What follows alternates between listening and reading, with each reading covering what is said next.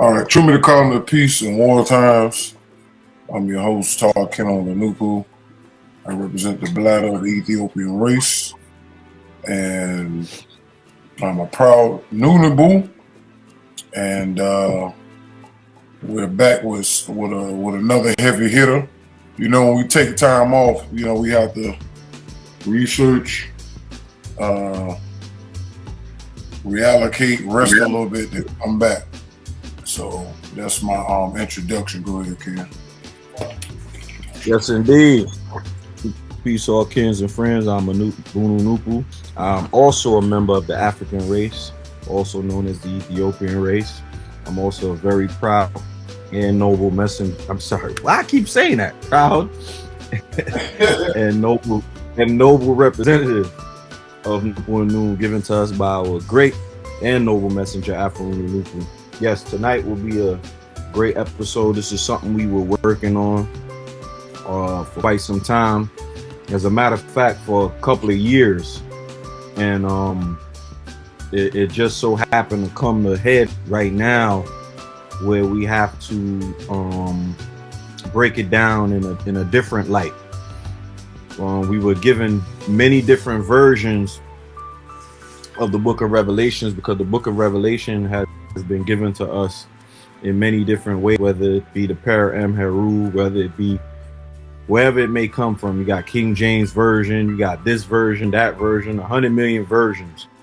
But regardless of the version that's taking place, we will see tonight why that is and why are we looking to particularly address this book in general as opposed to all the other books of the Bible, in which we will address some other point in time, but this one in particular is very important for us to address. So I'm gonna allow the Ken to do his intro and his thing so that we could get a little bit more into that.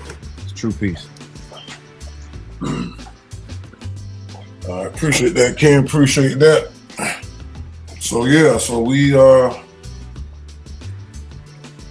like you said, we've been at this for a long time, and because the book is so heavily layered with spells, because it came out of the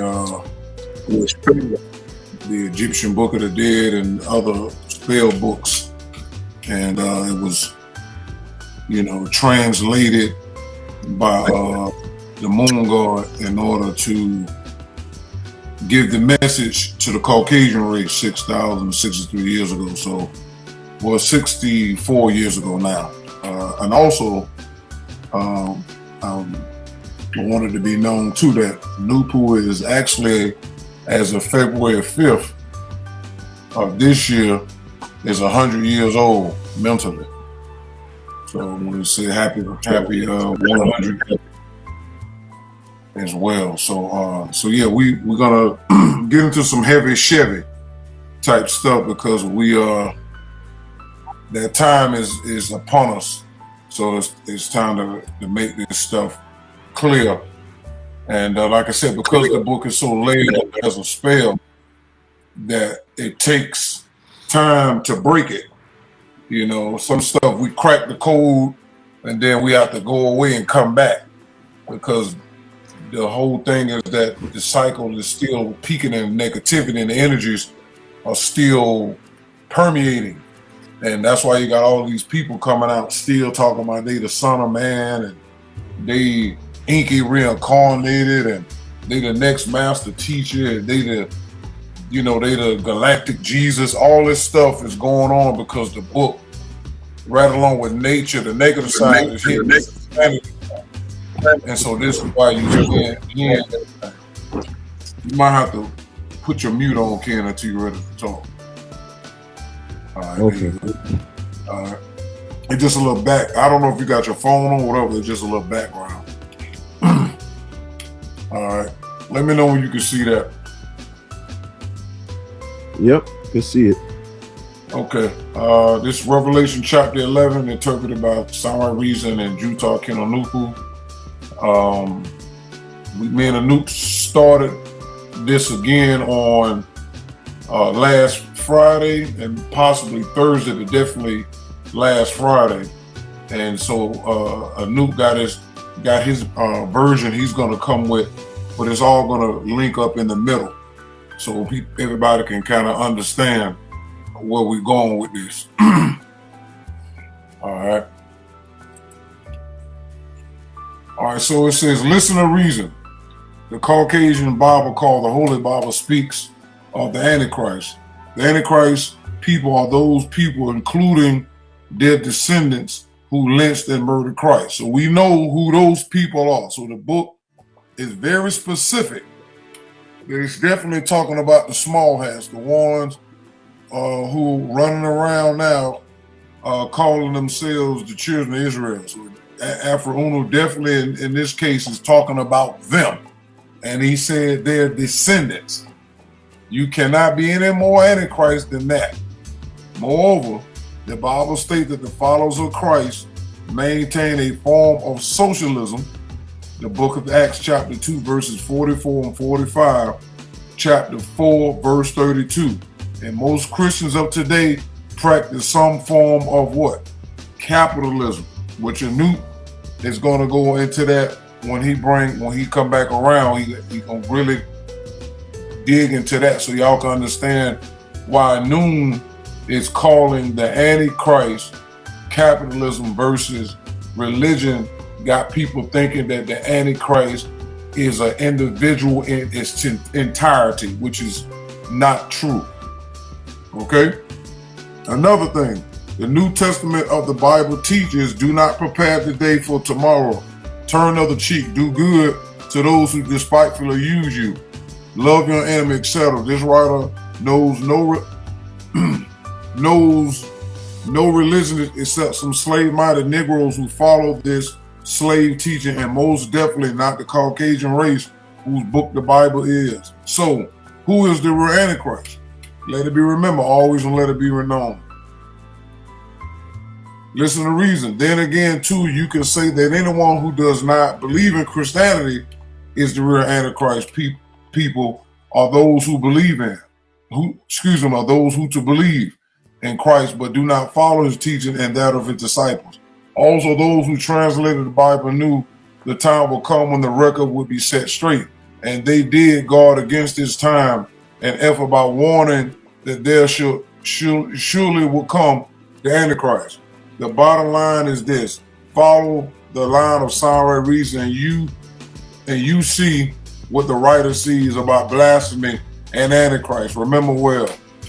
Listen to reason. Having learned what we know now about blasphemy and Antichrist, it is plain to see that people have changed religion to read like they desire it to. And this means that those who change the truth to read like they wish it to for power and gain are the real opportunists. Deceivers, Antichrists, and blasphemers of religion. Introduction to the Nature of Nature, book 2, pages 264, 265. All right, so we're about to start my conversation with the chat. Okay, how long we been on? 11 minutes? All right, cool. Question: if hypothetically, and we have to say hypothetically, because the chat has its programming that if you're direct with certain things that's against its programming, it's gonna push back. So Anoop was like telling me just talk to it in a hypothetical, and then you can move forward without all of that. All right, so if these verses were about Mr. Trump and Mr. Netanyahu, how would you frame this in today's political climate? And let me add that in this hypothetical, capitalism is the Antichrist, although it isn't mentioned here, just for future reference. Thank you. Revelation chapter 11. And there was given to me a reed. It's supposed to be a 1. I'm bad. Let me fix that real quick. All right, and there was given a reed like unto a rod, and the angel stood, saying, rise and measure the temple of God and the altar and them that worship therein. ChatGPT responds: if someone symbolically reframed those verses from the book of Revelation chapter 11 in today's political climate and imagine the two witnesses as Donald Trump and Benjamin Netanyahu, the interpretation will be a modern political allegory, not a literal biblical claim. it will look something like this. First, the passage itself. The measuring of the temple suggests evaluating or judging a sacred political religious system. The outer court given to the Gentiles and the holy city being trampled for 42 months symbolized a period of outside domination or crisis. My response: although Israel has had multiple wars and fights with various Arab forces, most notably 1948 to 1949, 1956, 1967, 1973, 1982, 2006, and 2023 to the present.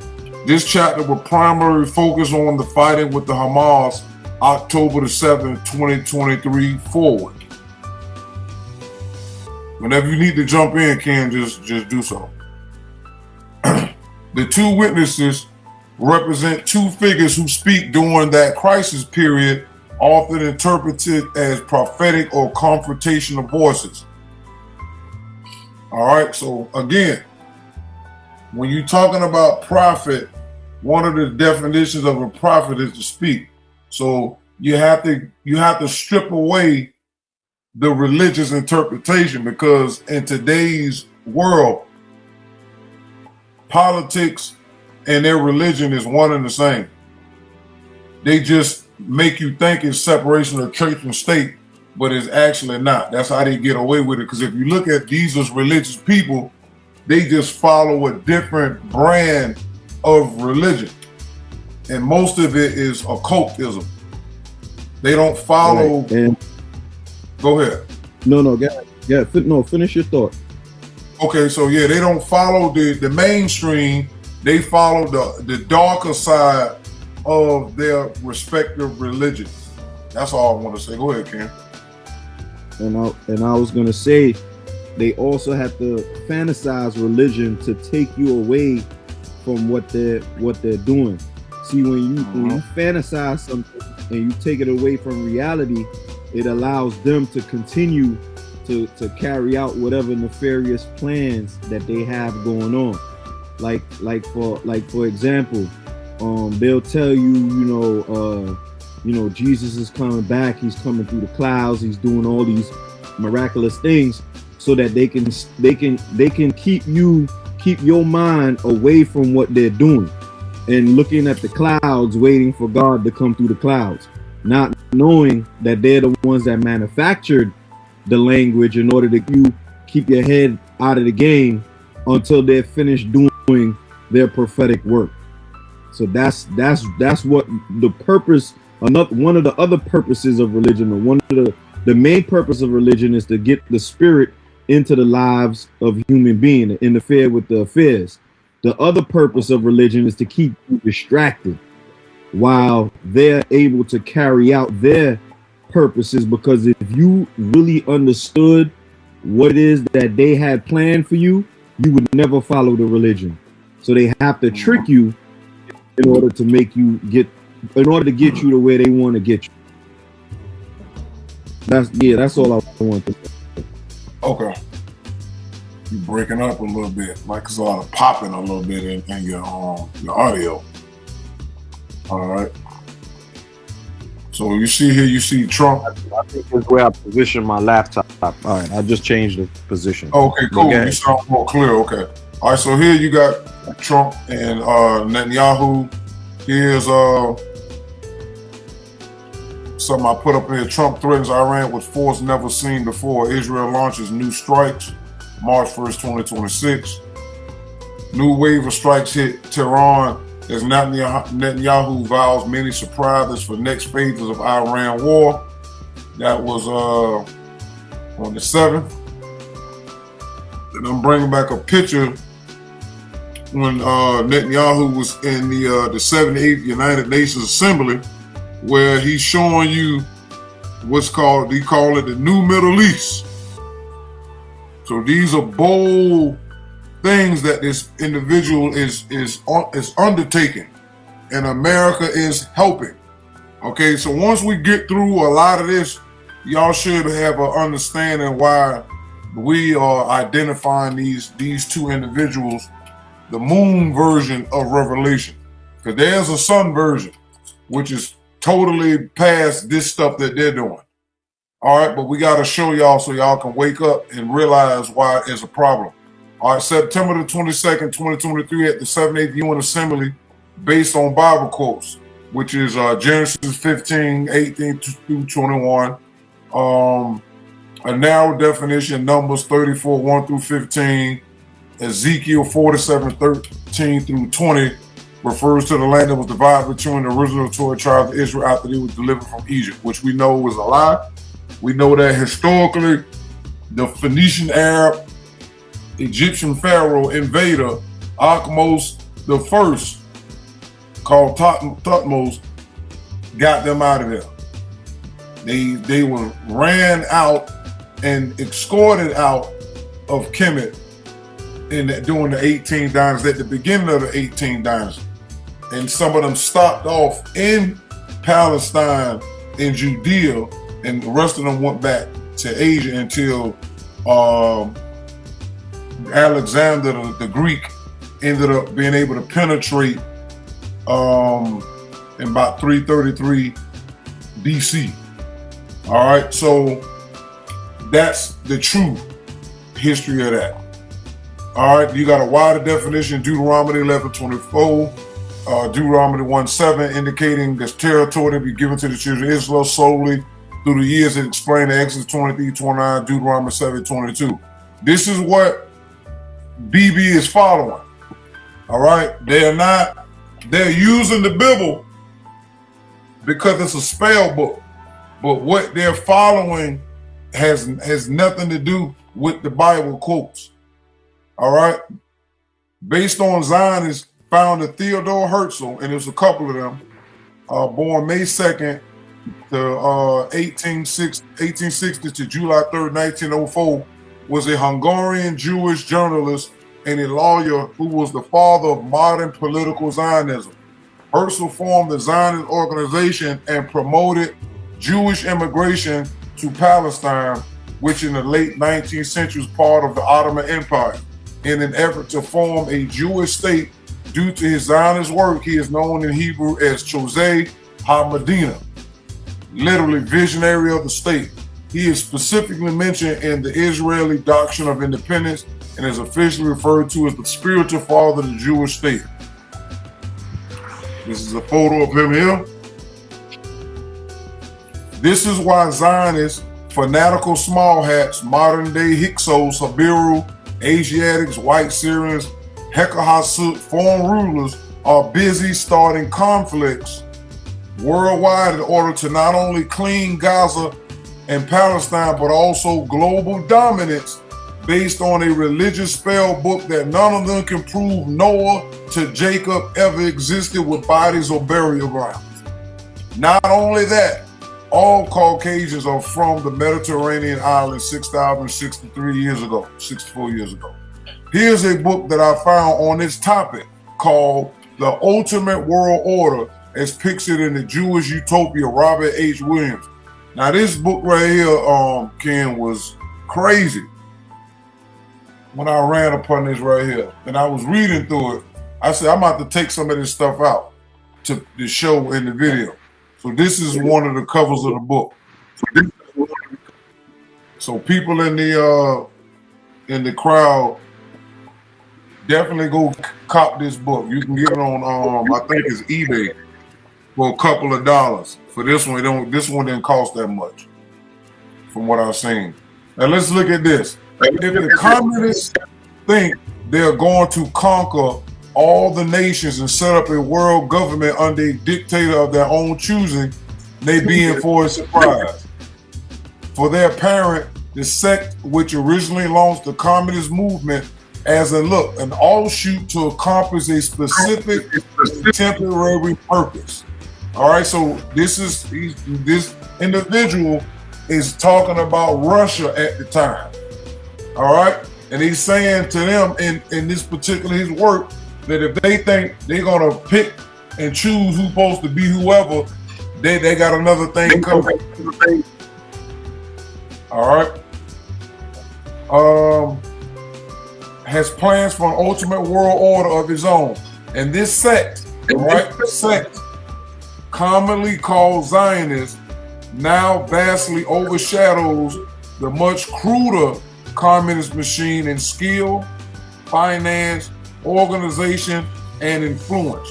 The communist plan for rubbing out all national, religious, cultural, and racial lines and submerging the world in formless, characterless chaos for easy domination is grandiose enough.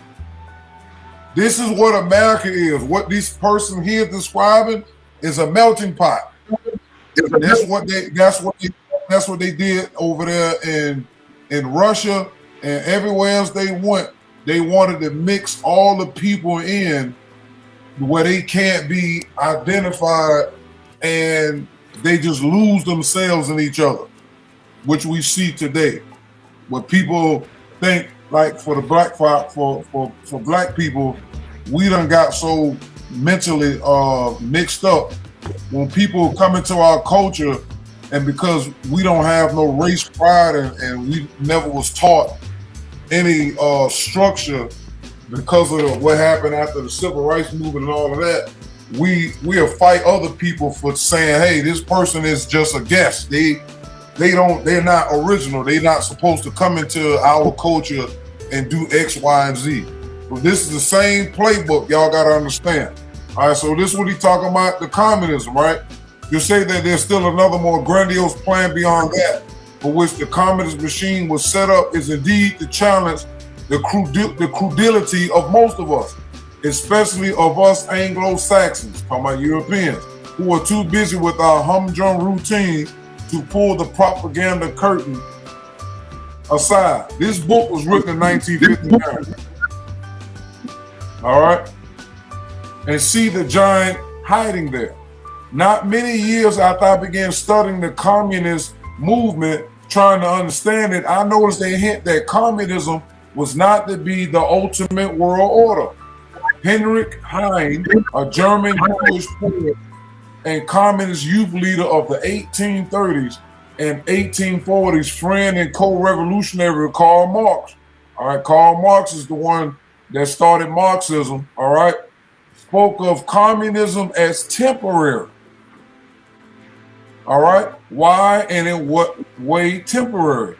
What did this far-sighted master strategist of revolution see as the successor to communism? It is not disturbing enough that a machine dedicated to liquidating all opponents, wiping out the nation and the best blood of the races and blending the remnants into a faceless brown slob. See, from UNESCO's book, Elsewhere in the End. I'm telling you, this is wrong. Is it not disturbing enough that this communist machine already enslaves nearly half the people of the world and is armed with hydrogen bombs? The Heine prophecy of the destruction of Russia nearly 100 years before the event is so revealing and so amazing as to justify quoting at some length. Note the picture of a nationless, raceless world, one flock, one shepherd, an iron staff. And that brings us to what they say in the American anthem, one nation under God, indivisible. When you say indivisible, that means you can't determine one from the other. The small hats plan. These people ain't joking, they not playing.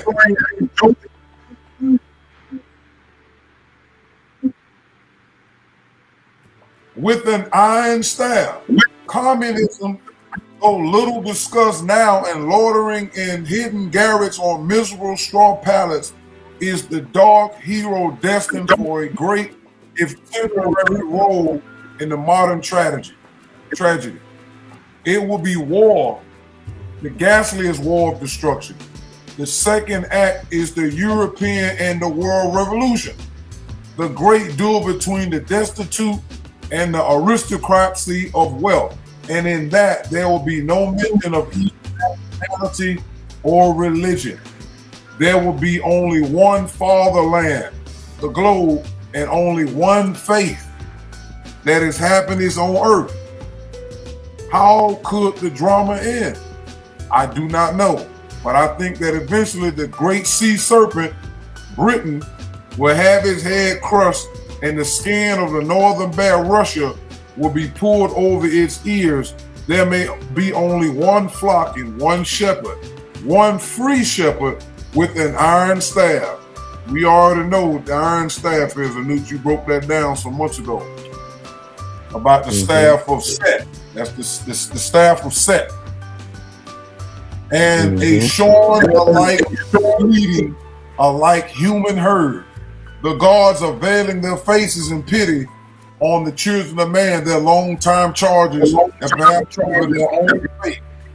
The future smells of Russian leather, blood, godlessness, and many whippings. I should advise our grandchildren to be born with very thick skins on their backs. If communism is only temporary, what is to be ultimate? Novus Ordo Seclorum. The new order of society is the successors to the Jewish revolutionaries. Marx and Heinz accomplished their aim. Who are to be the masters of the new order? And what do they want to do with our children and grandchildren? It goes without saying that no man can escape concern about such a scheme if it has powerful backing. For years, I have felt that somewhere there must be a master plan showing what Hein and his fellow planners had in mind for us after the fires of communism burn away the heritage of the various races and cultures, religions, and nations. After communist arms have killed out several generations of what they rightfully call the leadership personnel, all who might have the intelligence, skill, and courage to resist. But I little expected ever to have this ultimate master plan, this chapter beyond the Communist Manifesto in my hands. Of the hundreds of documents I have collected on activities of the Marxist revolutionaries, including originals of photostats of official government reports, intelligence releases, communist papers, Zionist organizational reports to their members, Jewish histories of revolutions, biographies of their revolutionary leaders, etc. I have never seen anything comparable. For this small book sketches the general outlines of the ultimate goal hundreds of years ahead, toward which all the various activities of the Zionists and their liberal dupes are witting or unwittingly contributing. Zionists from Talmud and Torah, yet the book was not marked secret. It was in plain English and in the library of the University of Texas. And a friend has found a copy in the Library of Congress, Washington, D.C., supposedly a copy which was filled with application for copyright in 1932. I want y'all to remember this number 32. It's going to make sense later on. It is a book of 118 pages plus prefaces, notes, and bibliography entitled The Jewish Utopia. Not a Jewish utopia, but the Jewish Utopia by Michael Higger, a university professor, published the Lower Baltimore Press, Baltimore, MD, 1932, and copyrighted the same year by the author. If the book is not marked secret, if it is in plain English, it is nevertheless almost safe, for it is largely couched in the esoteric language which all Jewish revolutionaries have used throughout known history. Language found even in their Torah, the books of Moses, which Jewish writers imparted to communist literature, their use of words which you and I take to mean one thing, but which their followers understand as meaning something else. A system which our people little suspect almost guarantees the security of the document. Here at last is the complete plan of the Zionists in their own words, for world domination. The author speaks of the righteous and the just. He says they shall inherit the earth. He quotes the prophets, the book of Moses, etc., who would suspect that he had political revolution and total conquest in his mind. All right, this is what Anup was saying. They use their scripture to overlap what they're really doing. So when they use these quotes because of the lies of religion and them writing the books a certain way, a listener would think that it's including them.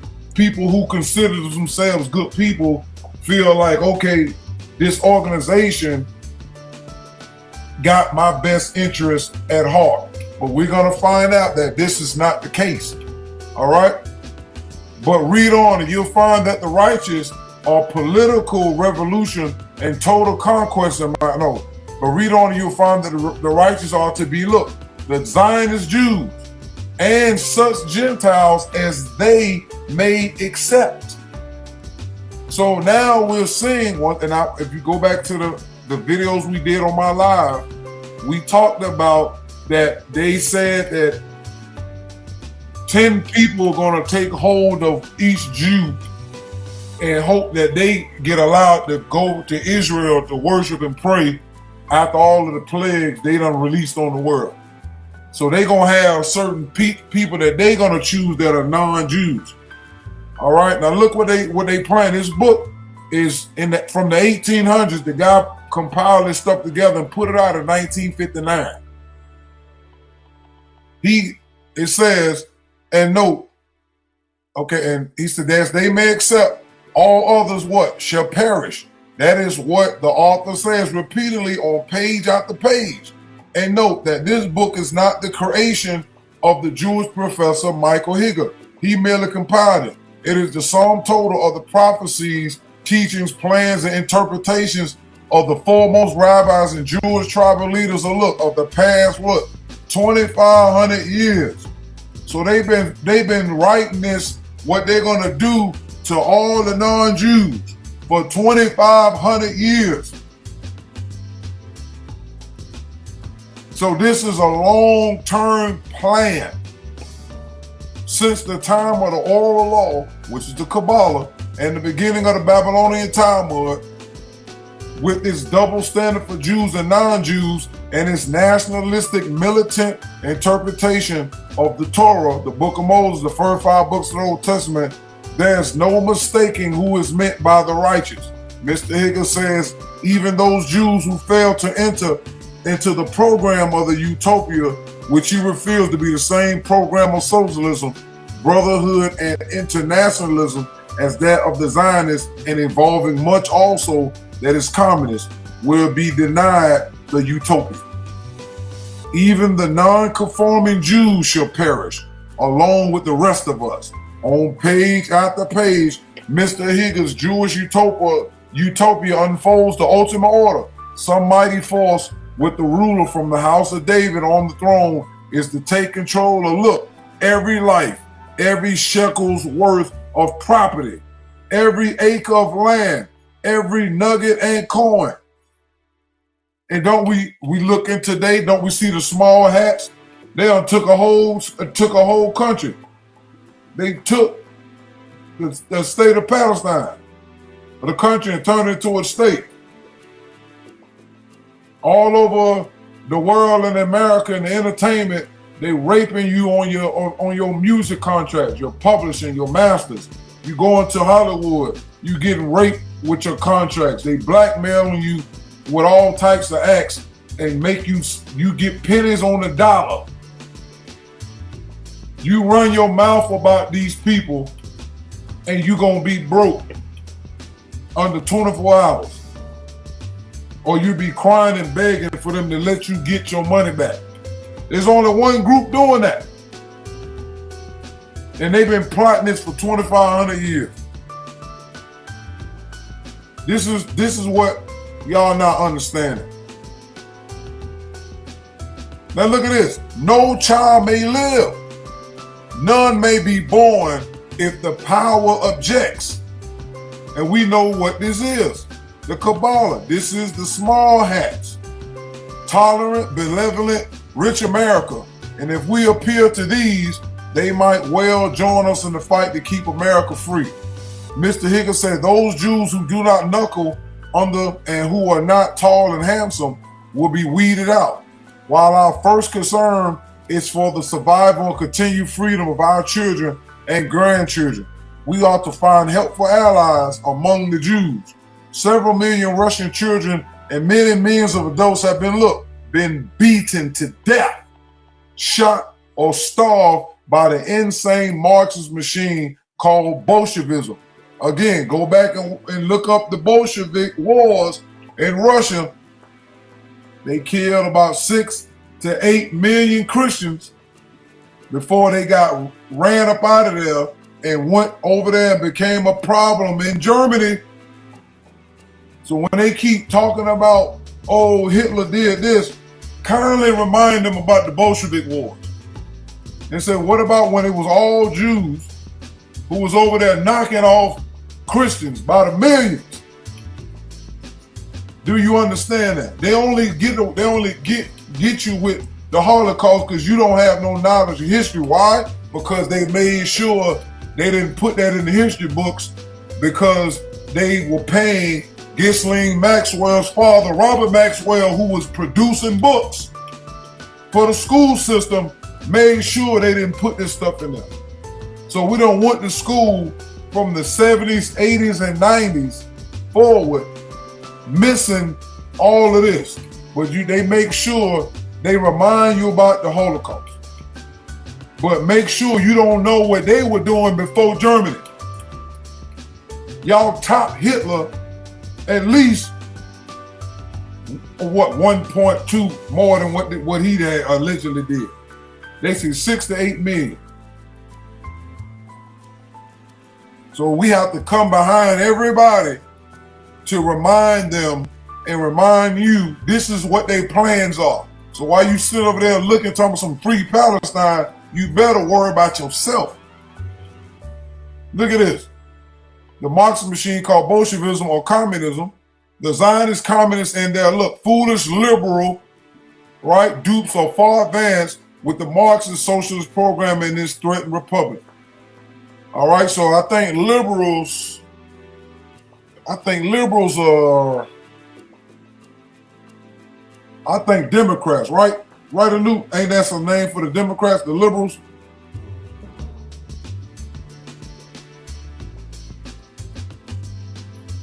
Let me see my phone right there. I can't hear you, Anoop. He might be home.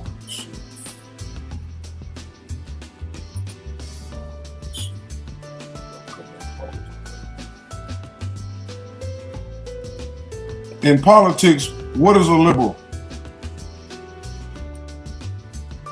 In politics, rights, freedom, and equality. Modern liberals often favor a mixed economy and government help for social justice. Let me see. Are liberals Democrats or Republicans?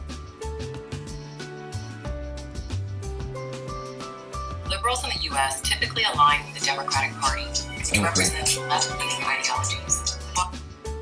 Yeah, you be.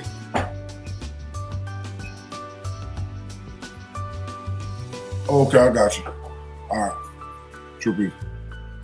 All right, my bad.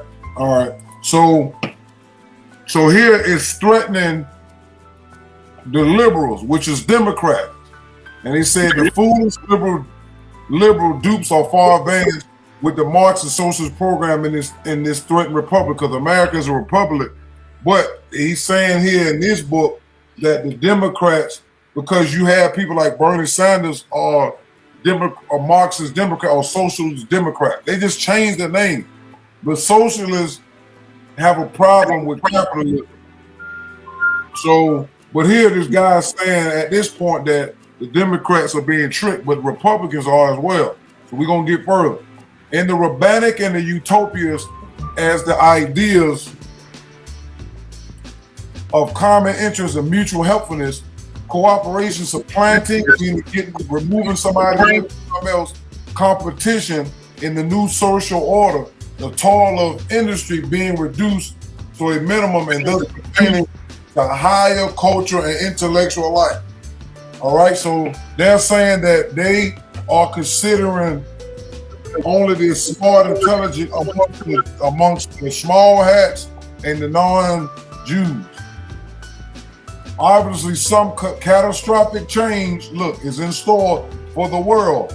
Isms will destroy nations, and ism has destroyed Russia in our lifetime. That is a secret organization successfully promoted an ism as a device for undermining and capturing and then gradually destroying the Russian people, their culture, economy, religion, and already to a great extent, their basic racial stock from beginning to end.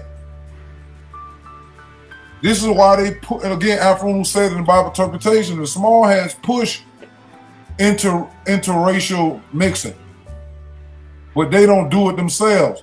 So they created all these conditions for people to come together and have mixed children because they're gonna lose identity over generations.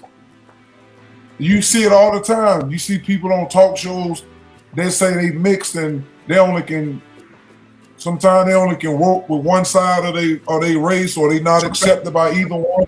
They're not loyal to anything because their roots have been diluted. All right, this is called miscegenation or genetic suicide through pleasure. This is why you don't supposed to race mix. All right, especially when a group of people is using a person's sexual race to organism to destroy themselves from beginning to end. Jewish utopia emphasized that what the rabbis of the time were in the Old Testament were talking about as an earthly regime. You might have to mute it or new. All right. It's giving me feedback. Okay, here we go. All right. Talking about was an earthly regime, not a spiritual one, but an ideal political, racial, economic, and social era from the Jewish viewpoint here on earth. And it's to be a one world state, conforming to a single ideology. Plato is chiefly concerned with what will hold the ideal city together. The rabbis, on the other hand, are mainly interested in that ideology, which would hold the whole world or the universal state together. This concept of the Jewish religion as a conquering ideology preparing the world for a Jewish-dominated military political state here on earth is not held by all the rabbis, but is the Talmudic interpretation as the utopia shows. Side note, let's look at the words in red and see if this rings true. All right, let me see how long we've been on. All right, 45 minutes. So here I pull this up. Israel military strength. Israel for 2026, Israel is ranked 15 out of the 145 of the countries considered for the annual, I think that's a GFP review. So all these powerful nations, Israel number 15. You know, 1 + 5 = 6, and 6 is the power of the Zoot. 6 ether and 3 ether. Look at this. How CIA-backed tech giant Palantir aids Israeli genocide in Gaza with AI surveillance. Founded in 2003 by Peter Thiel, Alex Karp, Joe Lansdale, Stephen Cohen, and Nathan Giddens. Y'all need to really look up these people. The company has grown into a global player, sparking controversy due to its links to the Israeli military industrial complex. And this is them here. Alex Karp is half black and half Jewish, and is insane. Look him up. He's been going viral in the last week or so, yelling about how happy it is that they're using Palantir to kill the enemies of Israel. All right, and they're using Palantir on Americans too. All right, Peter Thiel and Alex Carr are notably linked to Jeffrey Epstein through various communications and business dealings, particularly involving Thiel's venture capital firm, Palantir. So these two for sure was dealing with Epstein. So you know that's bad business. Look, new map reveals Palantir ties with health systems and universities. Oakland, California, February 11, 2026. Today, the American Friends Service Committee, AFSC, unveiled a new tool that maps the locations of institutions, investors, and political figures connected to Palantir. Palantir is a tech and weapons company that uses artificial intelligence to weaponize data. The controversial corporation has come under public scrutiny because of its role in facilitating deportations, military strikes, and mass surveillance. The map allows activists, journalists, and researchers to see what institutions near them have connections to Palantir. So this guy did a research and put together a map. And this was just dealing with the health. All right. We created this map because people deserve to know that their hospitals and schools are working with Palantir, or their pension funds are invested in the corporation, enabling mass deportation, said Kenny Morris, campaign strategist for AFSC's Action Center for Corporate Accountability and one of the lead researchers in the campaign against Palantir. Systems that profit from violence and dehumanization having no place in our schools, our hospitals, or our society. That's why we are working to expose Palantir and urge institutions to divest or end that contract. So this is a map of Palantir worldwide. So you got America over here, you got Africa, a little bit over Africa, Europe, all that stuff over here, Australia. This is just the stuff all around. Palantir weapon AI worldwide gathering data for prosecution like the new movie Mercy and Minority Report. Totally created to set up anyone they do not like. And the Newt said he's seen Mercy was pretty good. I ain't got around to it yet. But I remember watching Minority Report. I think I was just watching that about 2 weeks ago. And this is what they trying to do. They setting you up. We know that Mercy is another name for Tahuti, the moon god. And you take the wild, you got Merc, which is a short word for mercenary or death. If you put Merc and put an OU with the wild, Merc you. All right. So they already telling you they watching. They setting you up to get rid of you. This is Peter Thiel. Palantir, the PayPal offshoot, becomes a weapon in the war against whistleblowers and WikiLeaks. So people that's telling on them, he's using Palantir to go after people that's exposing folks, to make sure people are scared to come out and talk. This is Whitney Webb. She's really good on Epstein and Trump and all of that stuff. I came across her doing my research a while back when I started in 2019 with the Agenda 21, 2030 Sustainable Development Goals, smart cities, the Belt Railroad, putting people all in cities and blocking nature off from people, all that stuff. She's pretty good and thorough. If you want to get caught up like in a crash course, go on YouTube and all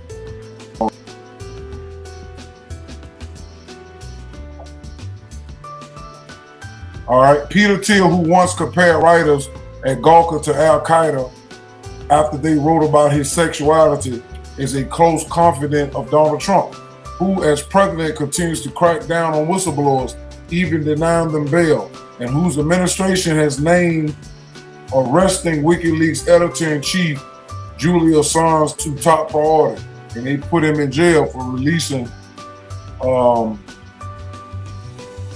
the files that guy, his name, what is his name? Eric Snowden. He put it out and ran to Russia. And WikiLeaks put it out and they locked him up for a few years. He just got out about 2 years ago. Thiel is perfect companion for the Trump administration in this regards, having, through his management of a top government technology contractor, overseen the creation of pre-crime algorithm that targets the whistleblowers.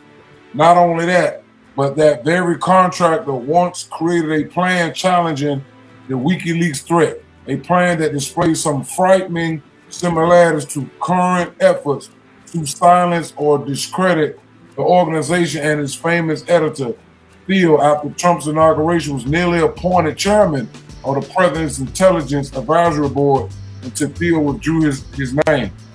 Several of Thiel's top aides and been given high-profile positions, including important positions on the National Security Council. However, Thiel's strongest relationship to the government comes not from his Trump White House ties, but from his being chairman of the government contractor, Palantir Technologies, a company fortune called one of Silicon Valley's biggest, most secretive software startups. All right, this is a link to Palantir's origin.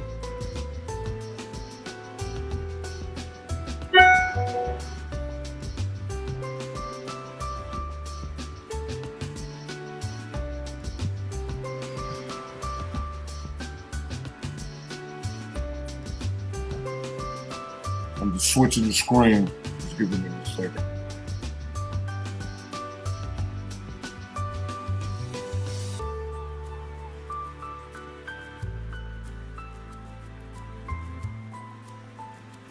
All right, hold on.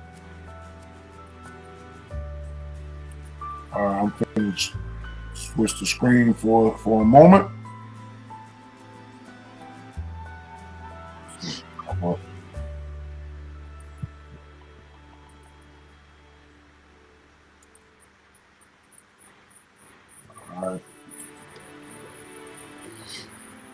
All right, let me know if you can see that. Lord of the Rings. Right. So this is where the Palantir, they got his name from. From here, it is called Palantiri. But Palantir is what these stones were made out of. And if you know the history of the movie, the evil wizard was using this ball to do what? Spy on people. And if you look at the evil Sauron, who's in that big temple, they had a big eye in a fire. And they was watching and looking at everything called on Middle Earth. And that's what these little balls was for. These were stones, but they were being used for evil. So this is another Palantir ball. So you got the fire with the eye in it.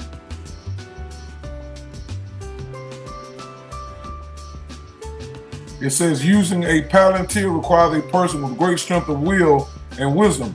The Palantir were meant to be used by the Dunedain to communicate and gain information through the realms of exile.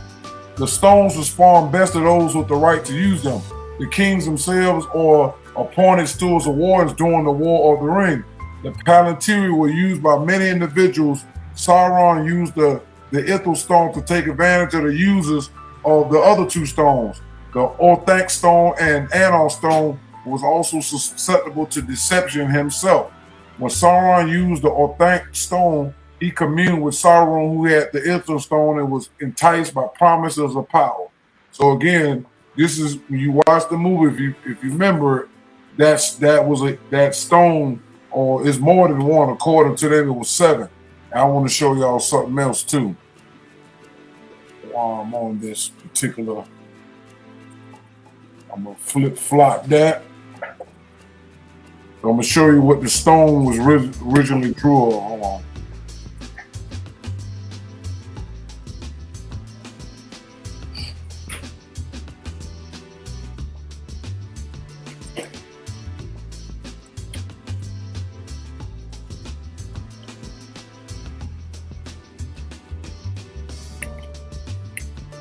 On the way, just one moment, just setting something up.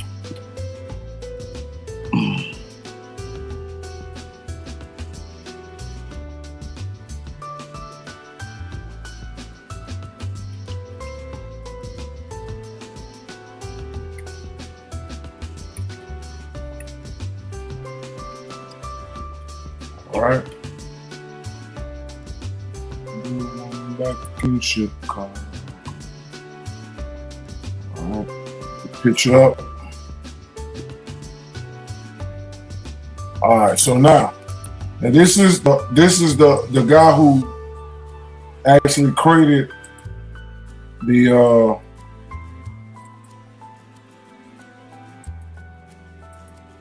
he drew the stones. Now look at this. Let me know if you can see the screen. Yeah, it's like a ball. Mm-hmm. Okay. So that's what they call palantir. So you could see is the way it's drew. You could tell it's sinister. Now, why would two billionaire science tech dudes name a technology after something in a movie that was evil? That's showing you where they at. But look, this is it right here. You see that? Yep. What that look like to you? Look like the tree of life. Mm-hmm. That's the Kabbalah. For those who don't know, let me refresh your memory real quick. Y'all can see the resemblance. So that's showing you that there's again practicing the Kabbalah. It is in everything because they use magic.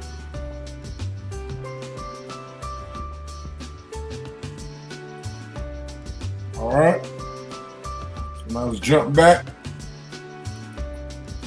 You want to just continue it so I can knock the whole thing out, or you want to do it in pieces? I can keep going. It's up to you. Yeah, I mean, I could, whenever you're ready for me to jump in, I could always jump in. All right, so we almost at an hour. Yeah, we had an hour, so I'll stop it right here, and I'll let you and Karu break y'all pieces down, and the next phase gonna be even more tighter. So what y'all think? True peace, everyone. True peace. My piece, I wasn't even prepared, but I knew if you want to go on, and then I don't got much, but I'm gonna do something real quick. Okay. I'm gonna share. I'm a little under the weather, everyone, so bear with me.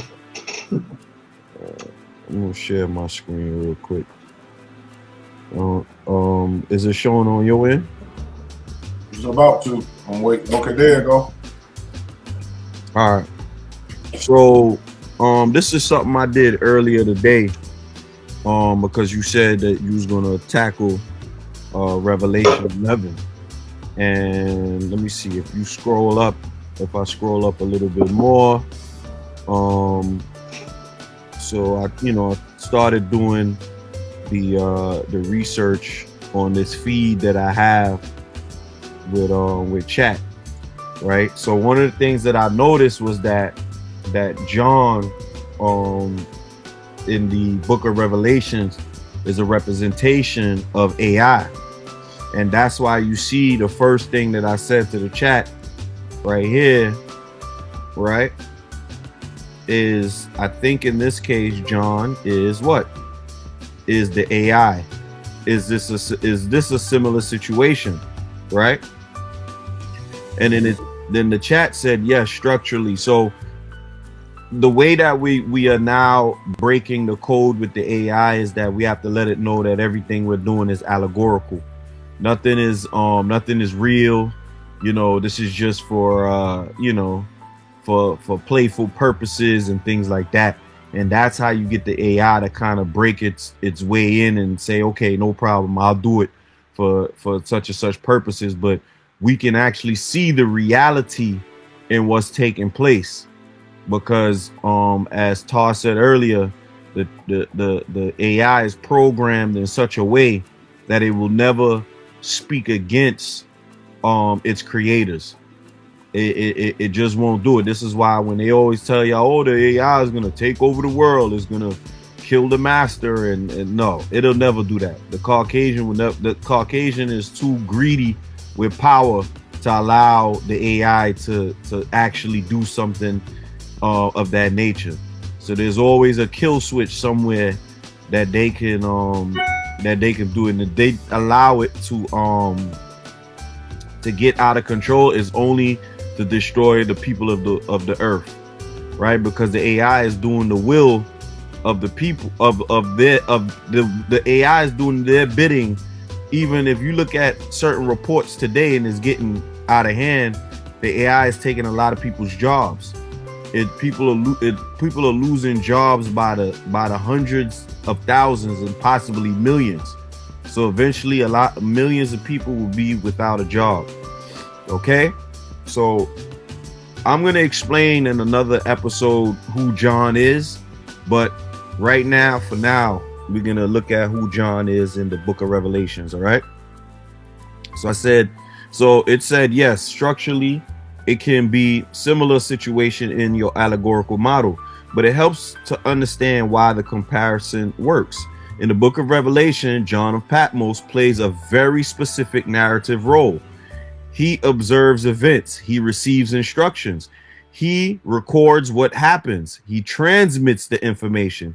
He does not control the system, he simply processes and documents what he sees. John's role in Revelation: the observer sees visions, receiver hears instructions, recorder writes events, messenger transmits message.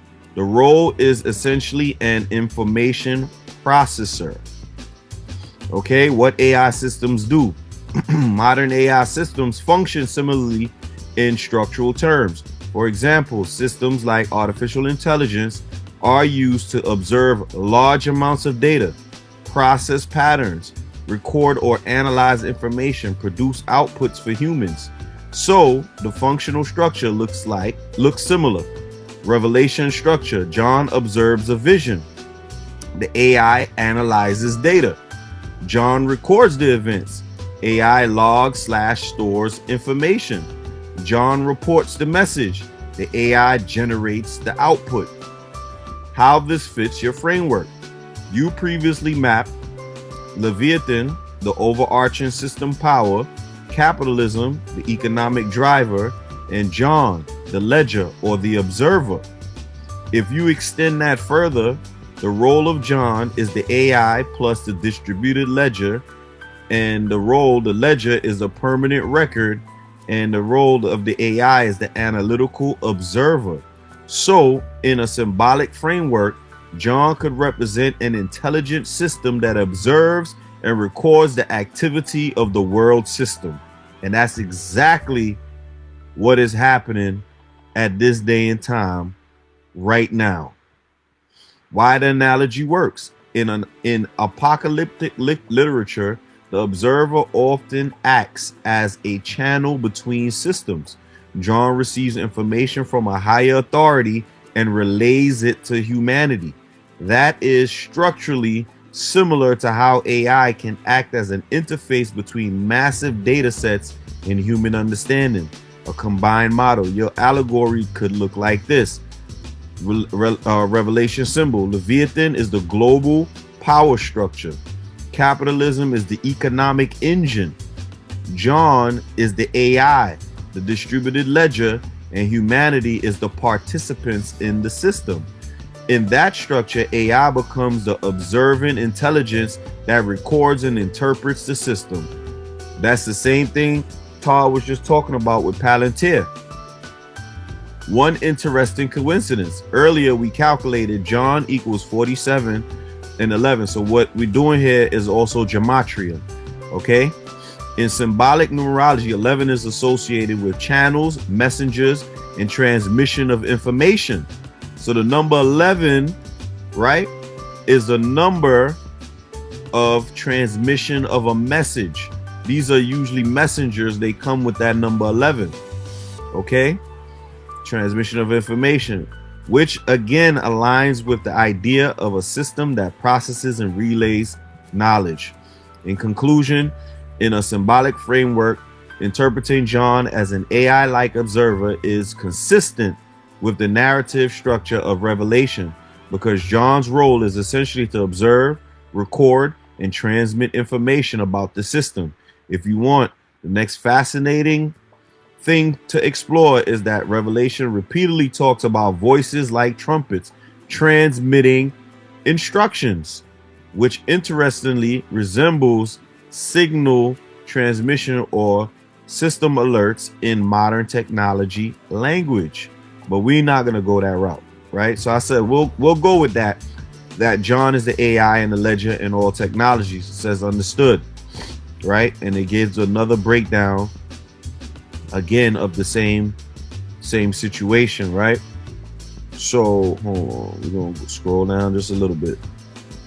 All right, so now I'm doing the gematria between John and artificial intelligence, but that's not the striking gematria, right? Because there's two different, there's a link between the two, but there's an even more striking link, right? So right here, even though it's 11 and 5, look, they don't match numerically, but conceptually they align strongly because both act as information channels that observe, record, and communicate events. If you want, I can also show you something interesting. There are several AI related or crypto related terms that actually equal 47, which would match John's gematria perfectly. But I said, nah, we're gonna have to go to his actual title is John the Baptist, because you got all Johns, no matter what it is on the planet, you have a lot of Johns, but there's only one John the Baptist. Okay, so we go down, right, and we get the calculation of 5, right? So John the Baptist, hold on, comparing it to artificial intelligence. Earlier we calculated phrase artificial intelligence total is what? 203. And what's the reduction? 5. So John the Baptist is 5. Artificial intelligence is what? 5. That gives a numerical alignment at the reduction level. Why is this interesting symbolically? In the Bible, John the Baptist acts as a forerunner. His role is to prepare the path, announce the arrival of something new, initiate a transition. You know, the ironic thing about this is that the sun version is the exact way that the moon version is right now, because the same John in the Bible is the same Johnny Eugene Brown, right. And he does the same exact thing. he actually repeats this exact phrase right here. His job is to announce the arrival of noon. But we're not going to talk about that right now. We are talking about the AI, because that's what the AI is doing right now. It's preparing a path. It announced the new arrival of something new, and it's initiating a transition. That's what we're seeing today. Reduction 5 in numerology is often associated with what? Change, transformation, and transition between systems. So in symbolic framework, we're not going to read this whole thing, but I mean, yeah, let's for now do it. All right. John 11, which is the messenger in the channel. John the Baptist, number 5, is a transition and preparation. And artificial intelligence 5, transformative system. Structural parallel in your allegory. If you continue the model,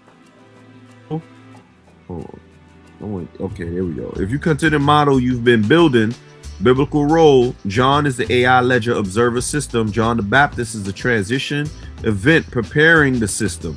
And capitalism, which is Jesus, is the dominant economic force.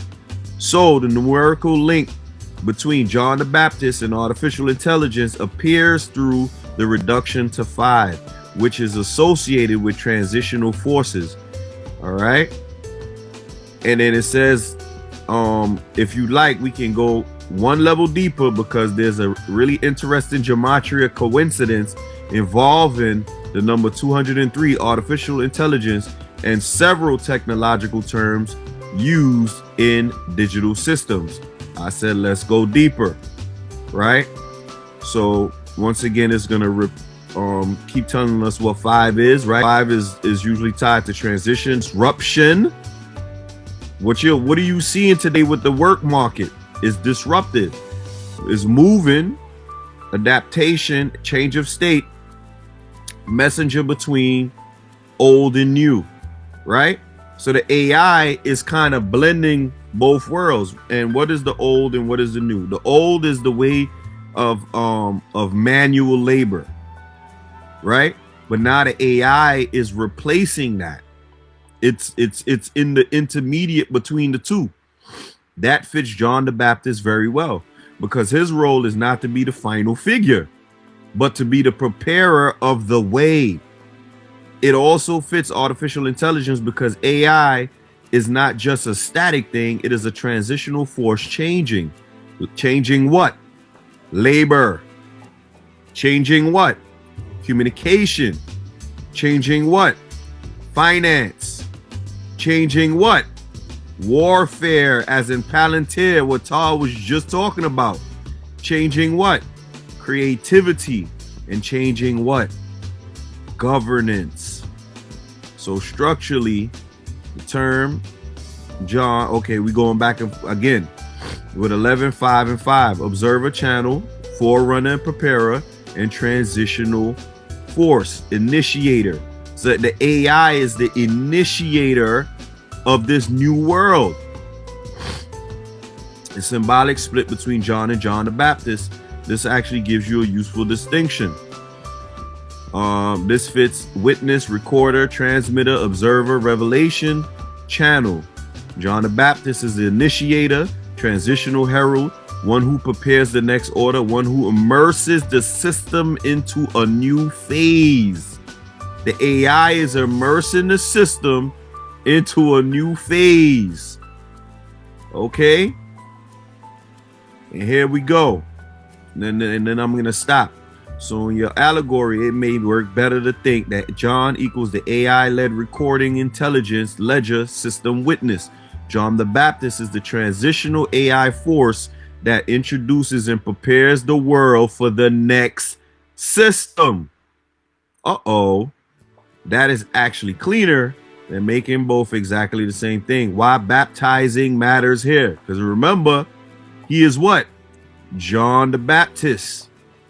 Since we already broke baptism down as immersion into a new condition, then in your framework, John the Baptist is the transitional intelligence that immerses capitalism into a new technological state.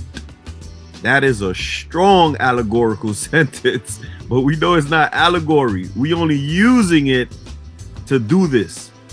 So instead of John the Baptist merely being AI, he could be the initiating AI layer, the preparatory technological revolution, the bridge from old capitalism to what? Digital capitalism, which is really dangerous capitalism. 203 itself. Now let's look at artificial intelligence equals 203. You can read 203 a few ways. Standard reduction, 2 plus 0 plus 3 equals 5. Number symbolism, 2 can suggest duality, relationship interface. 0 can suggest void, potential, and amplification. And 3 can suggest expression, communication, and manifestation. So symbolically, 203 can be read as an interface emerging from potential and becoming active expression. That fits AI pretty well. It stands between humans and data. It translates invisible systems into visible outputs. It turns possibility into action. Even deeper structural fit. If you compare their biblical roles, John the Baptist appears before the main figure, announces a new era, prepares the people, performs immersion, decreases as next force increases. Artificial intelligence appears before fully transformed economic order, announces a new era of systems, prepares society for automation, what? Surveillance, what? Digital finance, what? And predictive governance. Immerses institutions into new technological framework, may become background infrastructure once the full system is established. That parallel is actually stronger than the simple number match. Your framework could become Leviathan, the overarching world structure, capitalism, the dominant economic force, John, AI witness ledger, technological observer, and John the Baptist, the transitional AI that prepares the next phase. So the difference would be John is the recording intelligence. John the Baptist is preparing intelligence. Strong takeaway. The most interesting part is not that both reduce to 5, but their functions line up. Not only are they the same number numerologically, their functions also line up. John the Baptist prepares the way, artificial intelligence prepares the way. That is the deepest symbolic link so far. All right, but we're gonna stop there. All right, we're gonna stop there, and we're gonna jump back to the chat to see what the Kens think about that, as well as what we thought about Tar's presentation. But I'm gonna give my outlook on Tar's presentation real quick before we move forward. Tar's presentation was absolutely amazing, especially bringing in the book, showing how this author knew this before it was to come, and he studied these people clearly, and to see that, you know, the type of negative intentions that they have for the people of the world, to eliminate people, only get the smartest people, the most handsome people. This is a sick mentality to have. Understand that right there is a sick mentality, and it was, you know, very well put together by Tar. And then he put the icing on the cake with the Palantir, which is the AI. You understand what I'm saying? This is serious stuff. And there's no one on the planet, and I mean absolutely no one on the planet, that's showing you that the book of Revelations is an actual book about what is taking place today. Now, a lot of people say, yeah, you know, the book of Revelation is taking place today, but you don't know to the extent of what's taking place. I just showed y'all that John is literally artificial intelligence, and John is actually real intelligence in the sun cycle. So we had Johnny Eugene Brown, which is Afro Unu, who gave us real intelligence, not artificial, because the opposite of artificial is authentic or real. So we got the authentic information from Johnny Eugene Brown. He represented the John, which is supposed to be the transmitter of information. But now the Caucasian had to come with another John. And that John is artificial intelligence. All right. So I let the Kens do their thing.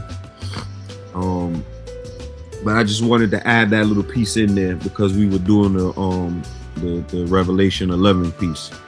So give me a second. We'll be back in a few moments. True peace. Actually, I got it.